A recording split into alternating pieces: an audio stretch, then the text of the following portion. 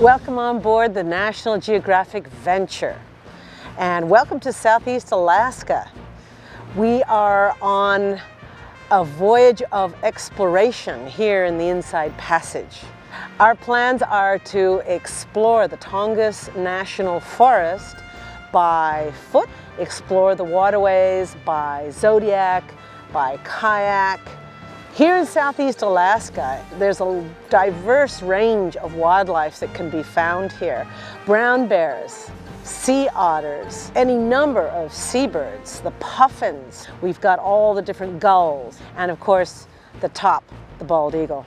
We are on the lookout for humpback whales. The inside waters of the Inside Passage are renowned for their humpback whales. We're going to spend the entire day traveling up inside Glacier Bay to reach Marjorie Glacier, maybe even get a look at Johns Hopkins.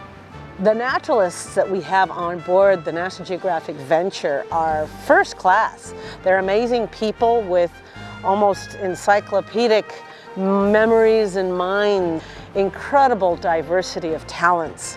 So we're pretty certain you're going to have a marvelous time. Alaska! Once again, welcome on board the National Geographic Venture.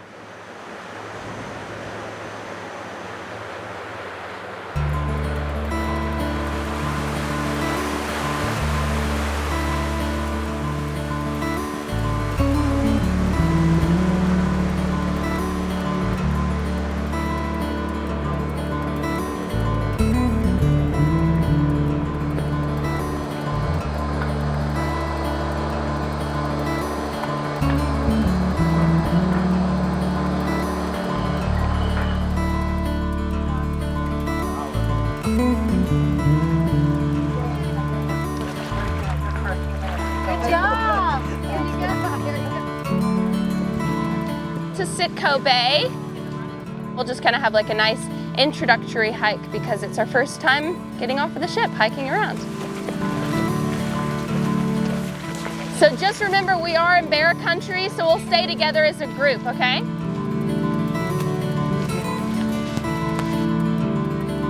These are all the same species of banana slugs, and the one in the middle is called a ghost slug. That's what we like to call a ghost slug. So it's basically just a different color morph. It's the same kind. They lose their teeth and they grow new ones. When they're moving fast, they'll breathe through that little hole in their neck, but otherwise they'll breathe through their skin. And they love environments like this. Whenever it's a little dry and there's not a lot of rain, we don't really see that many.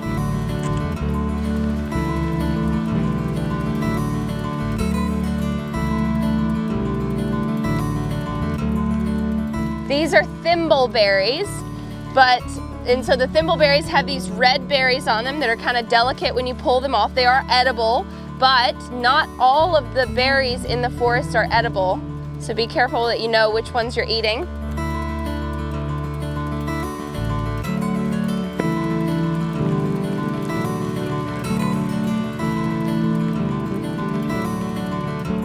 So this whole area was carved out by glaciers.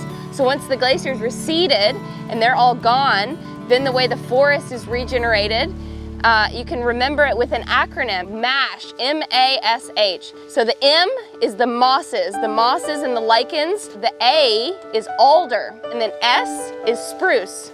So the Sitka spruce, and then the hemlock come in as the H.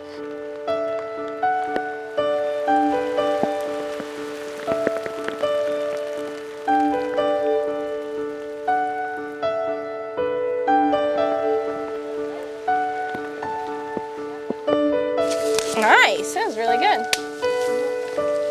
Oh, don't grab that branch.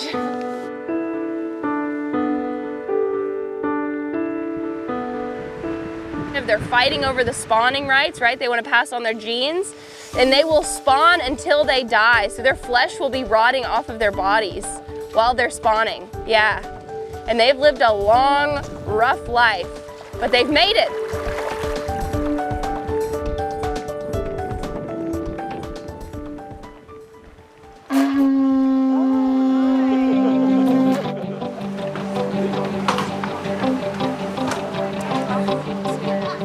Welcome to the Indian Islands. It's a group of islands nested right in the center of Icy Strait where the Pacific Ocean floods into Southeast Alaska. It's a treat getting to visit the Indian Islands.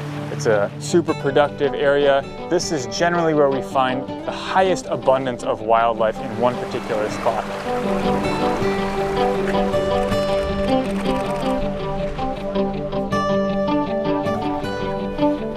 Okay, let's go see what we can find.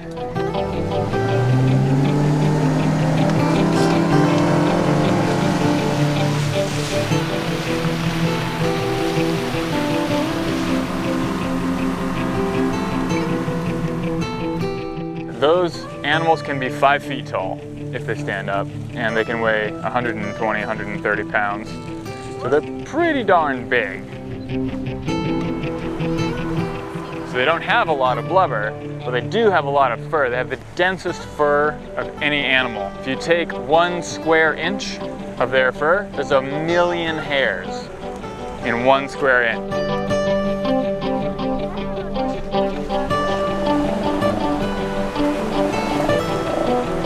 So this is a haul out for Steller sea lion. These are mostly the young bachelors and the has-been breeders.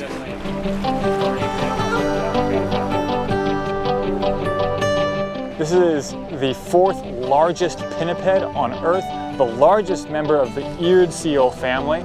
They are 2 times the size of grizzly bears. This is pretty uneven terrain, and we would even have some trouble negotiating, but these animals are pretty adept. They have a pelvis that allows their hind flippers to come underneath them and pretty much walk.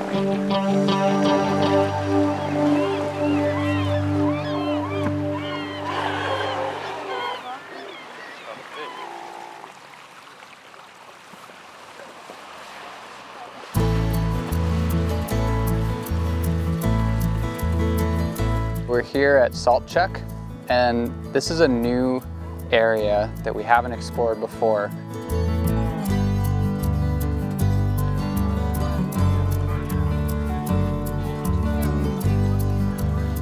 We're gonna take our time, look at lots of stuff. We might even find a place just to sit and watch.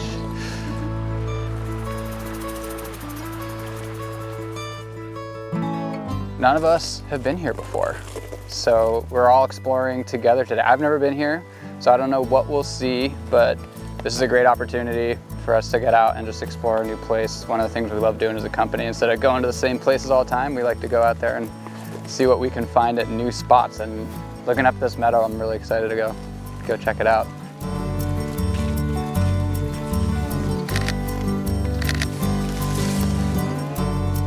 We're encountering all sorts of terrain here. We have intertidal zones and mud flats, grassy meadows, and thick forest. So no trails, we're just out here kind of bushwhacking and exploring.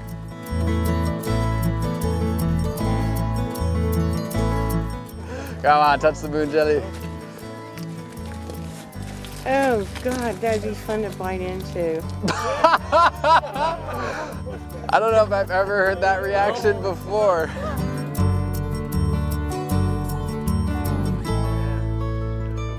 I think a day like today where we go to a new spot, that's really the epitome of expedition cruising. You know, we're not pulling into ports with docks. We're not even always going someplace with a trail. We're going to new places and trying to discover new areas that we haven't seen before.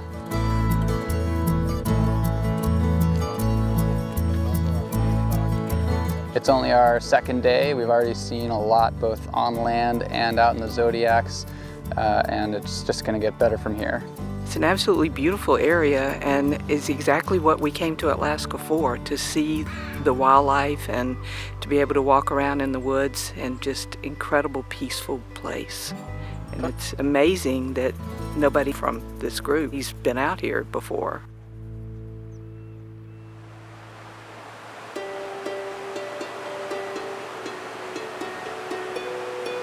We're here today in Glacier Bay National Park and Preserve.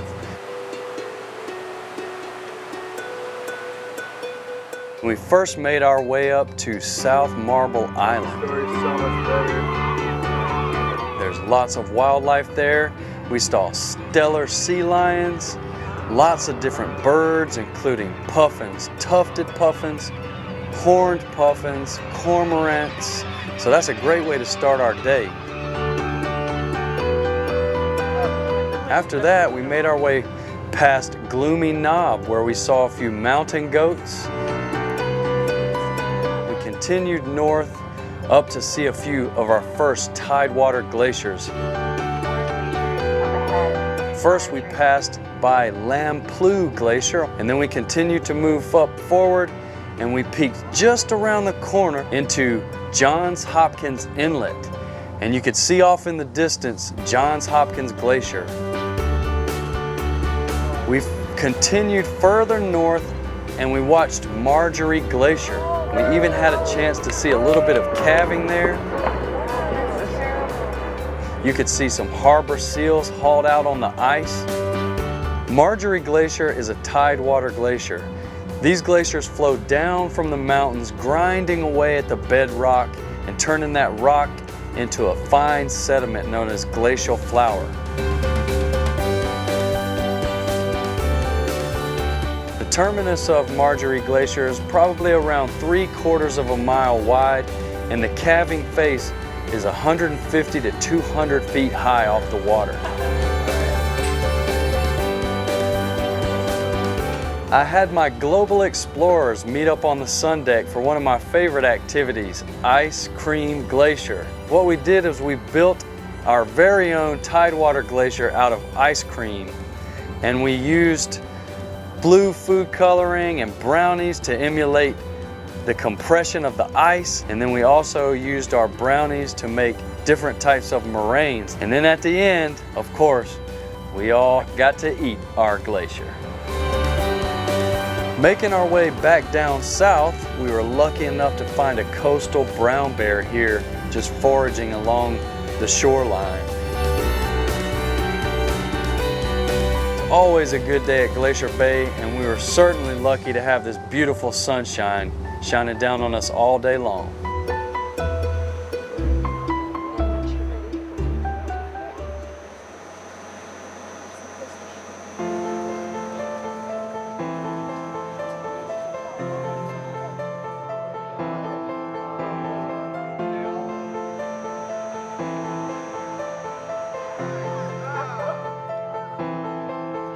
Gail and I have placed the hydrophone into the water.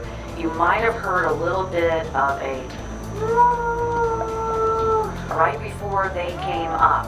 When they are corralling the herring, they are doing those three things. They are blowing the bubbles, which basically makes a net and shocks the herring into a school, and they use their pectoral fins to corral, as well as the sound being made. Those calls being made here in Southeast Alaska are extremely unique to this area.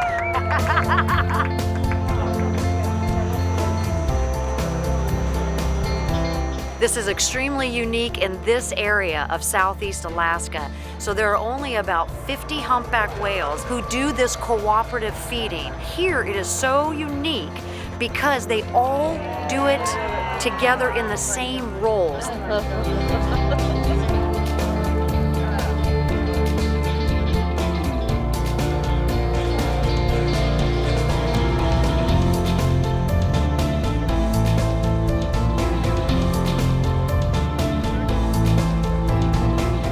We never knew where they were going to pop up. We have one small little clue, and that is actually the gulls. We tend to try to watch the behavior of the gulls to predict where the whales will come up. It's very exciting for us and for the guests. We all are anticipating where they're going to come up.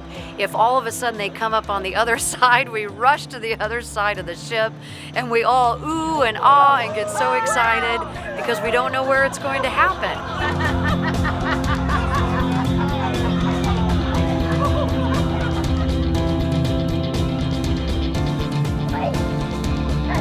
We know they're incredibly intelligent, and I think they're actually playing games with us. They'll come up on one side, everybody's watching, and then they'll come up on the other side of the ship. It's really remarkable.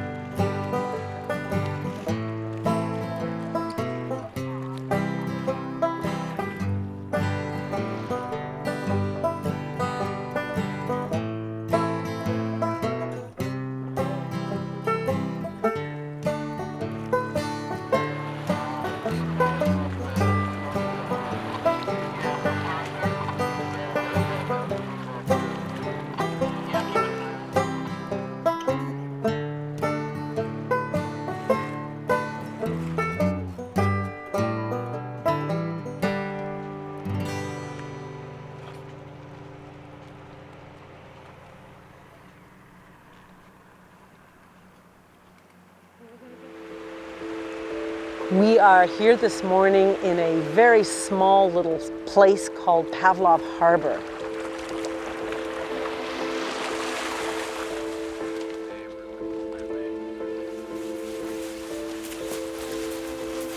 We've come in the hopes of seeing brown bears and got a quick glimpse of some bears.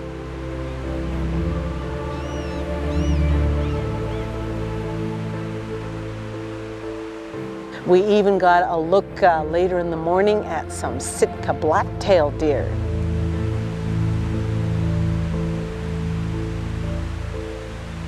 The whole reason we're here, and everyone else is too, including those bears, is for the salmon.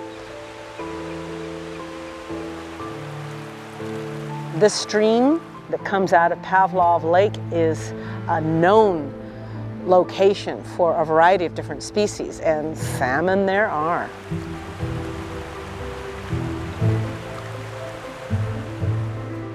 All we do is really just sit quietly and watch whatever is happening at the foot, at the base of these falls.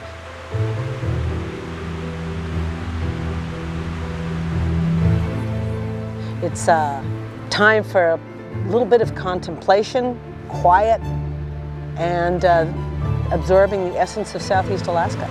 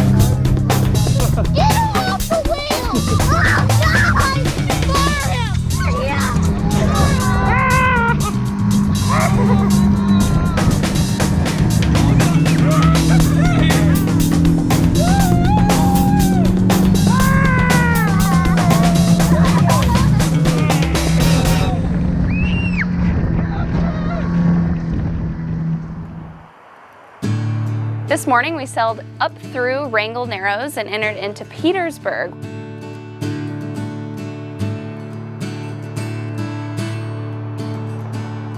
Petersburg is an old working fishing village. It's not very much a tourist town. So as you walk along the dock, you can notice a lot of the fishing vessels in the area that are still being used today by the locals. Petersburg was founded in 1910 and it has a Scandinavian heritage.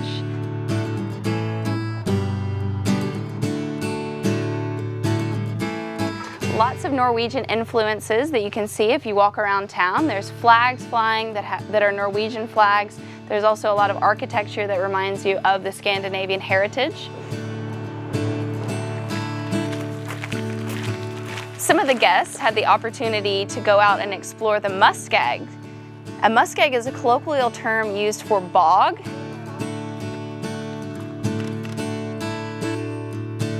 Muskeg is a poorly drained area where we get the chance to see a lot of unique plants that we're not able to see anywhere else in our trip this week.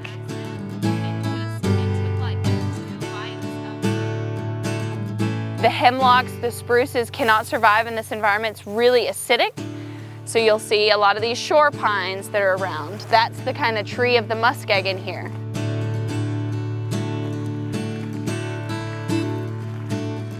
This is sphagnum moss, which is what creates the muskeg that we're in. So you'll kind of notice that it kind of carpets and blankets this whole area.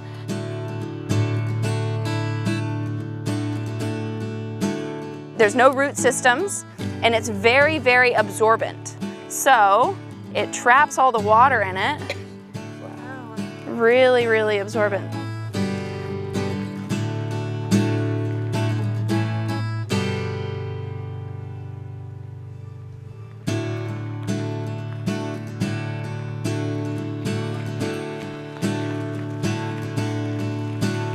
And once again, we've had beautiful weather, blue skies, and it's been a great day in Petersburg.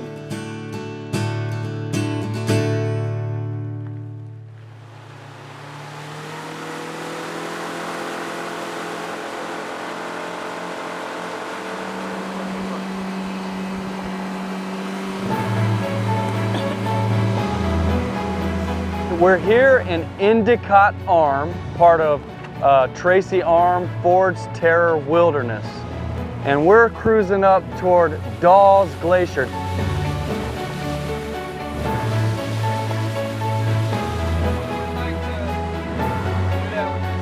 If you look around you right now, you see these huge granite walls, and they've all been carved away by the ice.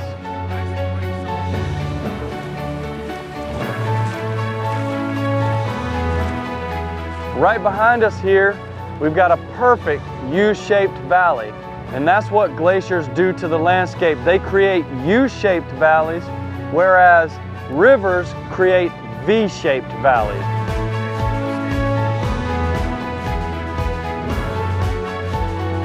The water is melting away at the ice faster below the water surface. So what happens is the bits that we're seeing above the water surface get undermined, and then they start to fall in or calve.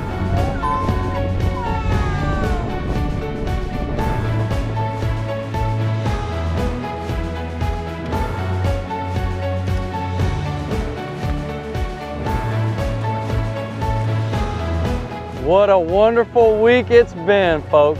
I hope you've had a great experience. We sure have. So thanks for everything. I sure have enjoyed it.